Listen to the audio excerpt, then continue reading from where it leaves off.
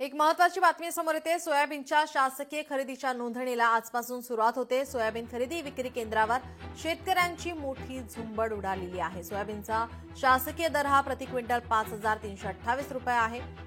सोयाबीनच्या शासकीय खरेदीच्या नोंदणीला आजपासून या ठिकाणी सुरुवात होते। अमरावती जिल्ह्यातील नांदगाव खंडेश्वर खरेदी विक्री केंद्रावर शेतकऱ्यांची मोठी या ठिकाणी गर्दी पाहायला मिळते। सोयाबीनच्या शासकीय नाफेडच्या नोंदणीसाठी शेतकऱ्यांच्या रांगा लागलेल्या आहेत।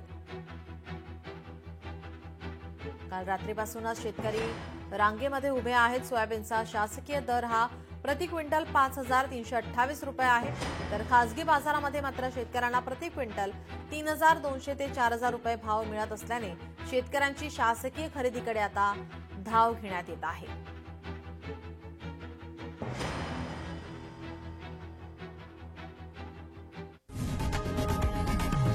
लोकशाही मराठी ऐका, पहा, जागरूक रहा।